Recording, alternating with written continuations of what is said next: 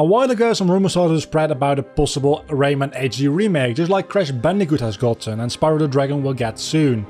E3 came without any news of the sort, but it did leave me with a little bit of a desire for some more Rayman, so let's talk about the all Rayman games, a top 5 Rayman games.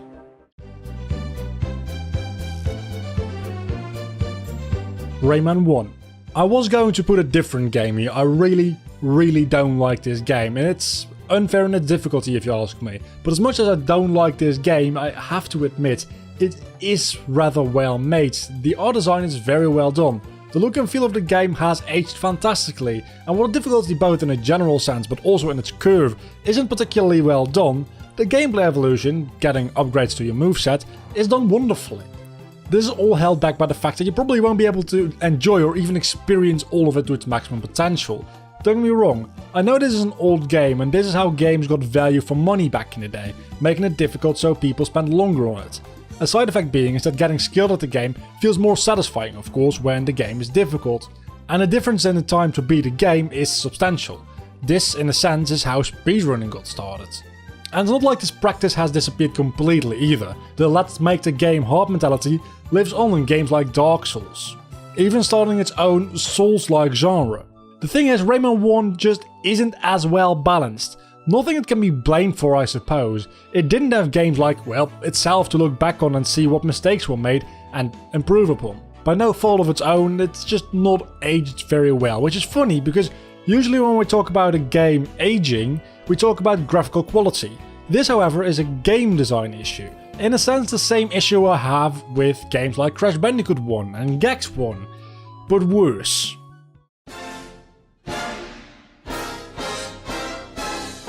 Rayman Origins. Despite what the name may suggest, this game is not a return to form at all. I mean, yeah, it's the first 2D Rayman game after a while of having some three-dimensional fun, but it's nothing like Rayman 1, really. I mean, yeah, the aesthetics and the art style, general feeling and atmosphere are certainly based on the original game, but the gameplay is now way more fast-paced. Not as fluid as it would later become in the sequel to this game, but still, nothing like the slower, more methodical gameplay you'll find in Rayman 1. There's really two games we can compare Rayman Origins to. Those are Rayman 1 because it claims to be going back to its root with a title like this, and its sequel to the game, Rayman Legends. The very existence of the latter just makes it not worth your time to play this game, really. Legends has a more fluid and even faster gameplay, an original identity while maintaining the Rayman feel we all know and love so much, and generally is just a better game. Hence why I've not seen it on this list yet. Add on top of that the fact that highlights from Rayman Origins are playable in Legends, and Ubisoft seemed to have shot themselves in the foot by making this game so good. Its predecessor seems unnecessary.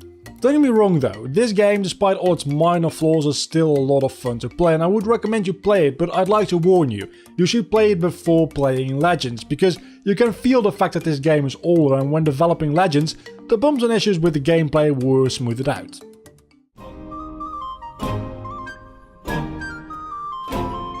Rayman Legends.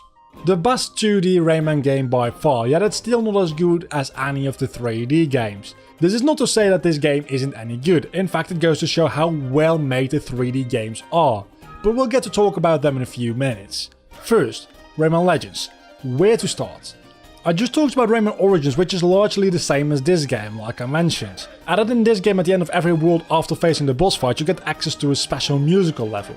In these levels you constantly run, never taking a moment to take in your surroundings and have to constantly jump and attack in split-second decisions, all on the beat of the music. If this is too boring, post-game content is mostly made up of doing these same levels but with an 8-bit sound and visual distortions, so you need to listen to the music and also know the levels pretty well to complete these challenges.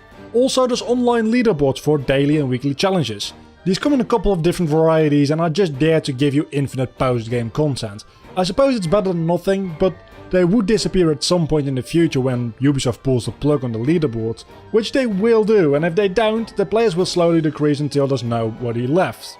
It would have been nice if they could have added some kind of endless mode which works offline too, but I suppose that would just be inviting pirates in the eyes of Ubisoft.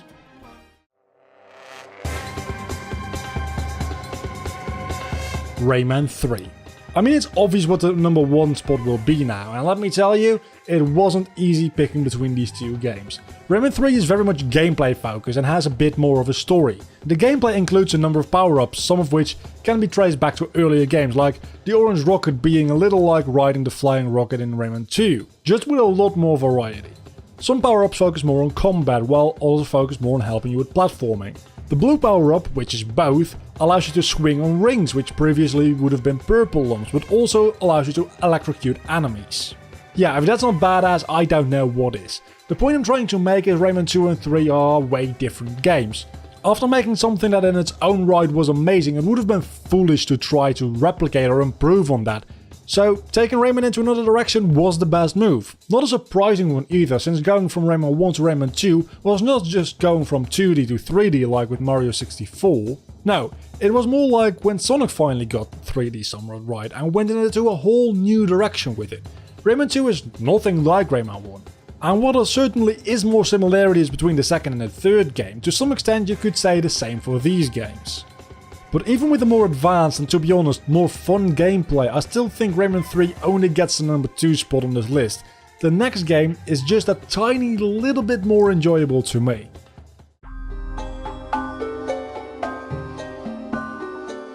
Rayman 2. As I said, not a surprise at all after hearing the second place win to Rayman 3, and it shouldn't be a surprise if you ever heard me talk about this game. And honestly, it shouldn't be a surprise either if you just look at how many different releases this game has had. It's been on the Nintendo 64, PC, Sega Dreamcast, PlayStation 2, Game Boy Color, Nintendo DS, iOS and 3DS. And also there's a PlayStation Network download on PSP, PlayStation 3 and PS Vita, though they're not separate releases, they're just the original game running on an emulation software. The first version of this game was released back in 1999, while the latest, as of the time of this video, was released on the 3DS in 2011. A full 12 years after the original release. So what makes this game so special? Why is this game so popular and has so many releases over so many years? It's really simple. There's one thing Rayman took when going from 2D to 3D, and that's the sense of art direction and atmosphere. Don't get me wrong, the style and look and feel of the game is nothing like Rayman 1. In a way, it's some kind of counterpart, where the 2D innocent Rayman 1 was mostly about fairy tales and bright, cheerful colors. Rayman 2 takes a darker tone with more brown and grey. Maybe that's why it was so popular in 2011. In all the versions of the game, the PlayStation 2 version, Rayman Revolution, has to be the best. It adds some extra gameplay elements, some extra mini-games, and most importantly, an overworld rather than a level select screen. Which I'm still a little conflicted over since I loved the Hall of Doors. I just talked about atmosphere, and the Hall of Doors caused a lot of that dark and mostly mysterious nature of the game. Taking that away takes some of the atmosphere of the game. This makes its focus shift a little bit more to the story and the world, which isn't a particularly strong point of Rayman 2. This all being said, you have the choice. If you're going to play the game, either play the PC version for sale on GOG.com or the PlayStation 2 version. It's up to your own preference, really. Thanks for watching this top 5 Rayman games list. If you've enjoyed this video, please leave a like below this video, and while you're down there, let me know what your favourite Rayman game is in the comments. Also, you shouldn't forget to subscribe to my channel to keep up to date with all my new uploads, and hit that bell icon to make sure you get notified. Until next time, bye.